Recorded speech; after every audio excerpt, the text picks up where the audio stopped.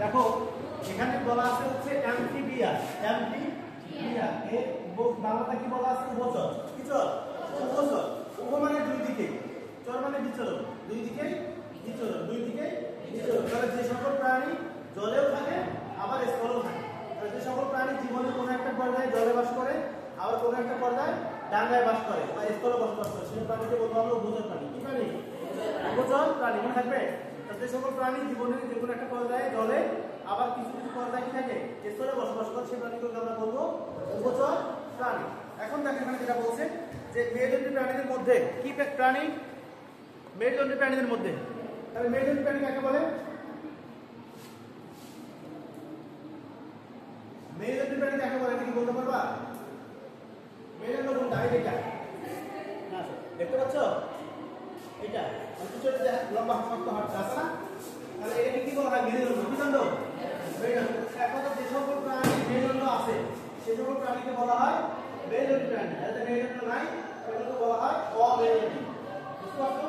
যাদের মেরুদণ্ড আছে তারা কি মেরুদণ্ডী, যাদের মেরুদণ্ড নাই তারা কি অমেরুদণ্ডী। ঠিক আছে? তাহলে এখানে বলছে যে মেরুদণ্ডী প্রাণীদের মধ্যে যারা জীবনের প্রথম পর্যায়ে কি থাকে সাধারণত পানিতে থাকে, আবার মাছের মতো বিশেষ ফুলকার সাথে এরা কি করে শ্বাসকার্য চালায়। এখন তো অনেক সময় ব্যাঙে যখন ছোট ছোট বাচ্চা থাকে এটা পানিতে থাকে না, মাছের মতো ঘুরে বেড়ায়, আবার ফুলকাজে কি করে শ্বাস চালায়, কিন্তু বড় হয়ে গেলে তখন মতো থাকে ডাঙ্গায় চলে আসে। এটা হলো উভচর। কি চর? তাহলে আমরা কি বলবো? অ্যাম্ফিবিয়া বা উভচর প্রাণী বলবো যেসব প্রাণী জীবনের কোনো একটা পর্যায়ে পানিতে বসবাস করে আবার কোনো একটা পর্যায়ে কি করে স্থলে বসবাস করে, সে সকল প্রাণীকে বলবো আমরা উভচর প্রাণী। সংজ্ঞাটা কি লিখে দিতে হবে? মনে থাকবে তাহলে কি? আচ্ছা দেখো, তারপর এদের বৈশিষ্ট্য কি কি আছে? দেহত্বক আইসবিহীন। কি বিহীন? আইস। ব্যাঙের গায়ে আইস থাকে? আইস থাকে না। তাহলে এদের প্রধান বৈশিষ্ট্যটা হচ্ছে এদের দেহত্বকটা কি হবে? আইসবিহীন, মানে আইস ছাড়া বা আইস থাকবে না। ত্বক নরম, পাতলা, ভেজা এবং গ্রন্থিযুক্ত। কি যুক্ত? ত্বক নরম, পাতলা এবং গ্রন্থিযুক্ত। একবারে বলবে ত্বক নরম, নরম বা পাতলা, নরম বা পাতলা। তারপরে আসলে হচ্ছে শীতল রক্তের প্রাণী। কি রক্তের প্রাণী? শীতল রক্তের প্রাণী। মাছের যদি শীতল রক্তের প্রাণী, মাছের রক্ত ঠান্ডা। কেমন দেখতে কখনো? আচ্ছা, শীতল মানে কি বলতো? ঠান্ডা। শীতল মানে ঠান্ডা। আমাদের রক্ত ঠান্ডা গরম, গরম। তাহলে মানুষ হলো উষ্ণ রক্ত বিশিষ্ট প্রাণী, আর শীতল রক্ত বিশিষ্ট প্রাণী হচ্ছে মাছ। শীতল রক্ত বিশিষ্ট প্রাণী কি? বর্তা তরতাজা মাছ লাফাই দিচ্ছে, ওকে দবাই করবা দেখবা যে রক্তটা হাতে নিয়ে ঠান্ডা লাগে। কারণ ও কি কোথায় বুঝত? পানি থাকে। পানি কি হয়? ঠান্ডা হয়। পানি ঠান্ডা হওয়ার কারণে পানিতে চলাচল করার সুবিধা হওয়ার কারণে। আচ্ছা একটা জিনিস খেয়াল করো, মনে করো তুমি একটা আইসক্রিম দিছো খাওয়ার জন্য, আইসক্রিমটা কি ঠান্ডা না? তাহলে আমাদের বাইরে নিয়ে খাইতেছি এটা কি গরম আবহাওয়া না ঠান্ডা আবহাওয়া? গরম না?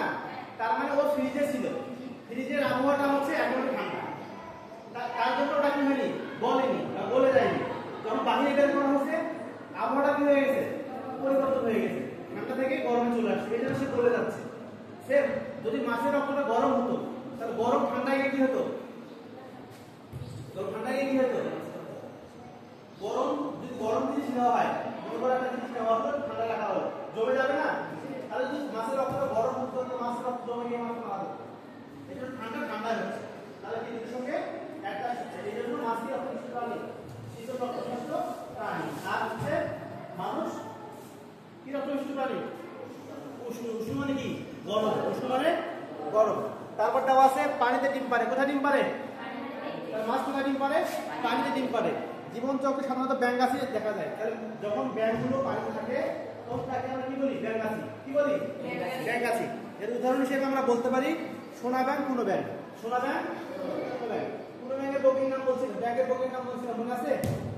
লিখে দিছিলাম। ব্যাঙের বগির নাম মনে আছে?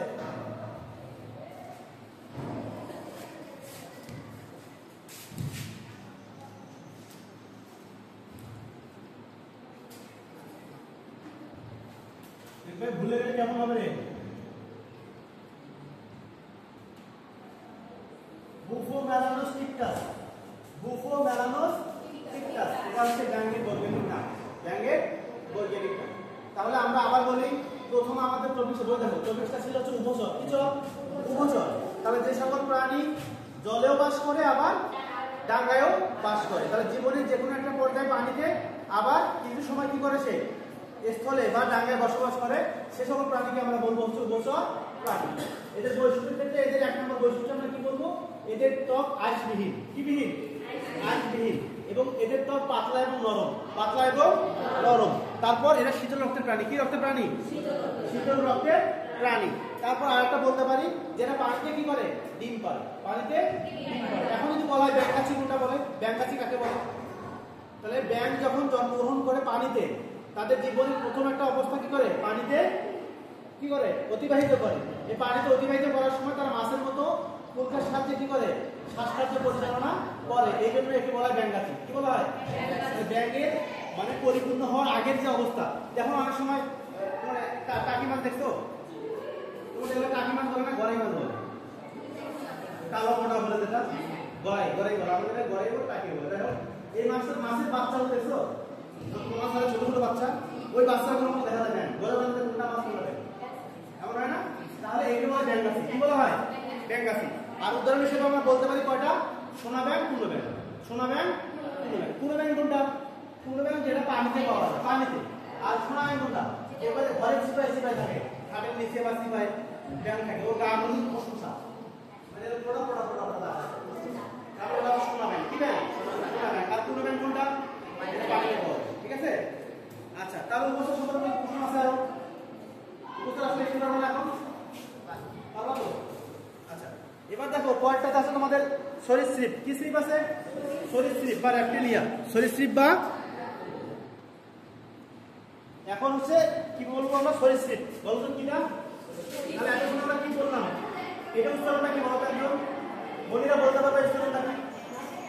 পারবা না?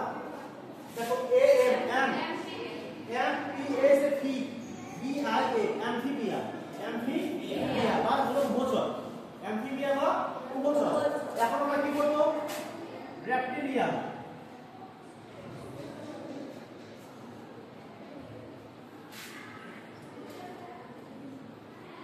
রেপ্টিলিয়া বা সরীসৃপ। যেমন উভচর সম্পর্কে আমরা জানছি যে সকল প্রাণী জীবনের যে কোনো একটা পর্যায়ে পানিতে আবার কিছু সময় স্থলে বসবাস করে, তারা হলো উভচর। এই সরীসৃপের ক্ষেত্রে আমরা এক কথায় বলবো, যে সকল প্রাণী বুকে ভর দিয়ে চলে। কিসে? বুকের উপর ভর দিয়ে যে প্রাণীগুলো চলে, এগুলো হলো সরীসৃপ। সাপ কি বুকের উপর চলে না? সাপ কি করে? বুকের উপর ভর দিয়ে কিন্তু চলাচল করে। আর যে সকল প্রাণী বুকের উপর ভর দিয়ে চলাচল করে, সেগুলো হলো সরীসৃপ কর্মমুক্ত। কোন কর্মমুক্ত? সরীসৃপ বা রেপ্টিলিয়া। সরীসৃপ বা রেপ্টিলিয়া। এখন দেখো এখানে বলছে যেটা, যে এই বৈশিষ্ট্যের মধ্যে এটা বুকে ভর করে চলে। কি করে ভর করে চলে? বুকে ভর করে চলে। 2 নম্বর দেওয়া আছে হচ্ছে এখানে ত্বক শুষ্ক ও আঁশযুক্ত। ত্বক শুষ্ক এবং আঁশযুক্ত। কি যুক্ত? আপেল আঁশ আছে না? আঁশ কিন্তু আছে, টিকটিকিরও আঁশ আছে। আবার 4 পায়ে 5টি করে নখর যুক্ত আঙুল থাকে। কি যুক্ত? নখর যুক্ত আঙুল। কি যুক্ত আঙুল? নখর যুক্ত আঙুল। আচ্ছা, নখ এবং নখর। নখ এবং নখর। এই যে কথা একটা আছে, নখর যুক্ত দেওয়া আছে না? নখ বলতে তোমরা কি বলো? নখর বলতে কি বলো বলো তো? আমাদের হাতের এগুলো কি আমরা আঙুল বলি না?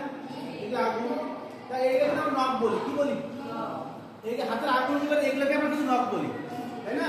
কিন্তু এগুলোই আমাদের নখ। এগুলো কি? নখ। আবার প্রাণীদের ক্ষেত্রে যে পা থাকে না ওদের, এটা হচ্ছে নখ। কিন্তু পায়ের মাথা দেখবা অনেক লম্বা লম্বা, আমরা যেটাকে আশি বলি। আশি বলি না?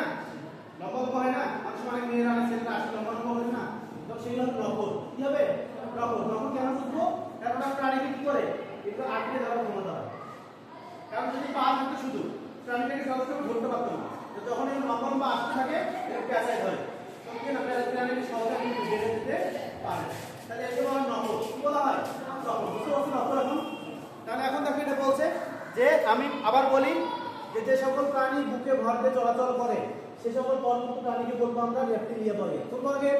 রেপ্টিলিয়া বা সরীসৃপ। রেপ্টিলিয়া বা সরীসৃপ। এদের বৈশিষ্ট্য 1 নম্বরে আমরা বলবো এরা কি করে চলে? বুকে ভর দিয়ে চলে। বুকে ভর দিয়ে চলে। 2 নম্বর হচ্ছে ত্বক শুষ্ক। ত্বক শুষ্ক এবং আঁশযুক্ত। তারপর 4 পায়ের 5টি করে কি থাকে? নখরযুক্ত হ্যাঁ, নখচ্যুত আঙুল থাকে, কিন্তু এই টিকটিকির ক্ষেত্রে আছে, আবার সাপের ক্ষেত্রে কি আছে? সাপের ক্ষেত্রে নাই। কিন্তু ওই যে আরেকটা বৈশিষ্ট্য আছে, বুকে ভর দিয়ে চলতেছে, বুঝতে পারছো? তাহলে রেপ্টিলিয়ান সম্পর্কে কোনো প্রশ্ন আছে? আছে রেপ্টিলিয়ান প্রশ্ন? এবার দেখে অ্যাবিস।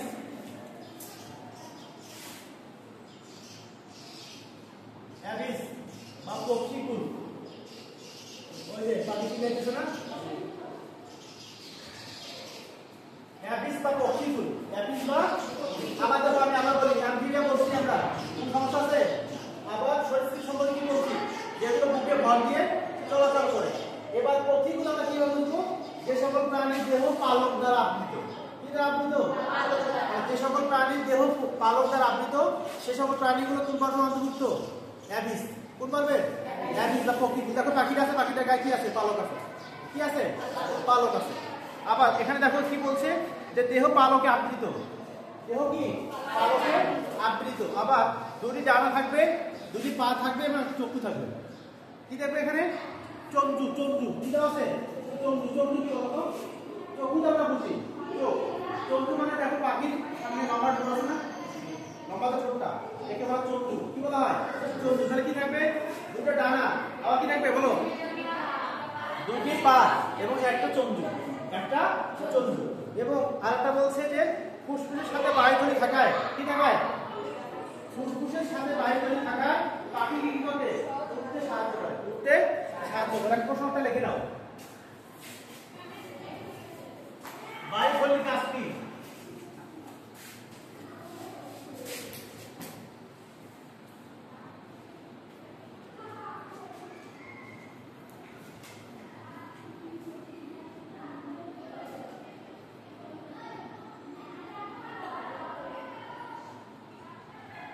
দেখতে পাচ্ছ?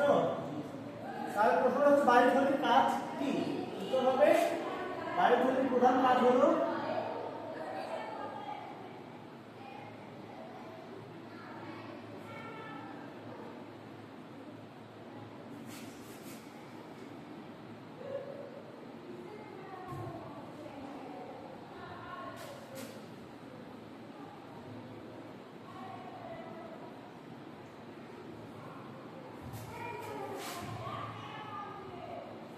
বায়ুথলির প্রধান কাজ হলো পাখিকে উঠতে সাহায্য করা।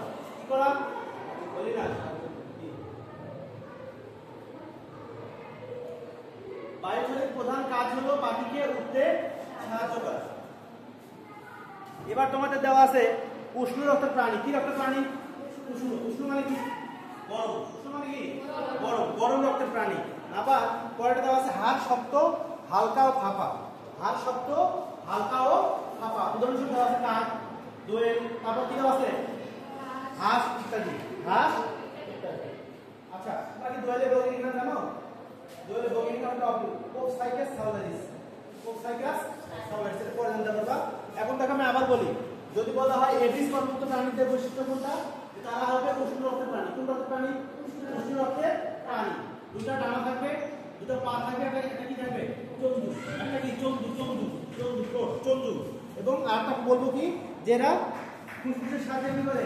ফুসফুসকে বায়ুথলির সাথে সংযুক্ত করে এরা কি করে? উঠতে সাহায্য করে।